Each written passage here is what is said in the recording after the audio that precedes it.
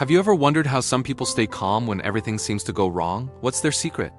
Is it luck, or is it something anyone can learn? The answer might surprise you, and it could change the way you handle your toughest days. Once upon a time, in a busy city filled with noise and endless movement, there lived a young man named Daniel. Daniel was known for his easygoing nature and his quick smile. He was the kind of person who always tried to see the bright side, even when things didn't go his way. But one week, Daniel's life seemed to fall apart piece by piece. It started with a message from his boss. His company was downsizing, and Daniel's position was being eliminated. The next day, his landlord told him that the building was being sold, and he would have to move out within a month. As if that wasn't enough, his closest friend announced he was moving to another country for a new job, leaving Daniel feeling more alone than ever. At first, Daniel tried to keep his spirits up. He told himself it was just a rough patch, that things would get better soon. But as the days passed, the pressure kept building. He spent sleepless nights staring at the ceiling, his mind racing with worries about money, about finding a new place to live, about what he would do next.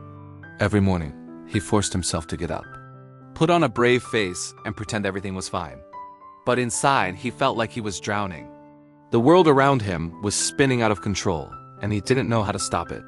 One evening, as rain tapped against his window, Daniel remembered something his grandfather used to say: "When the storm comes, don't run from it. Let it teach you how to dance in the rain." At first, those words sounded like just another comforting phrase, but as he sat there, he realized he had a choice. He could keep fighting the storm, or he could learn to move with it. That night, Daniel made a decision. He took out a notebook and wrote down everything that was worrying him. He didn't try to solve it all at once, he just let his thoughts spill onto the page. As he wrote, he noticed his breathing slow, his shoulders relax. For the first time in days, he felt a small sense of relief. He realized that by naming his fears, he was taking away some of their power. The next morning, instead of rushing to fix everything, Daniel decided to focus on just one thing he could control. He made a list of small actions: update his resume, call a friend for advice, look for new apartments online. Each task was simple, but together, they gave him a sense of direction. He learned that when everything feels overwhelming, the best way to stay calm is to break the chaos into manageable pieces. But staying calm isn't just about what you do, it's about how you think. Daniel started to notice the stories he was telling himself. Instead of repeating, "I can't handle this," he began to ask, "What can I learn from this?" He realized that every setback was also an opportunity to grow stronger, to become more resilient. He remembered times in the past when he had faced challenges and come out the other side, wiser and braver than before. As the days passed, Daniel's situation didn't magically improve overnight. He still had to look for a new job, find a new place to live, and adjust to life without his best friend. But something inside him had shifted.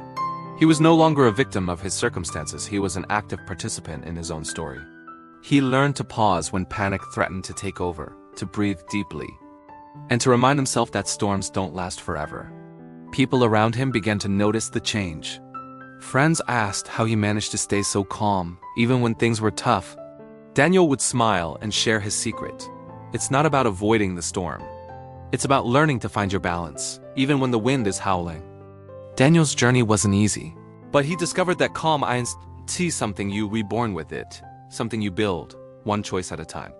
And sometimes the worst days teach you the most important lessons about who you really are.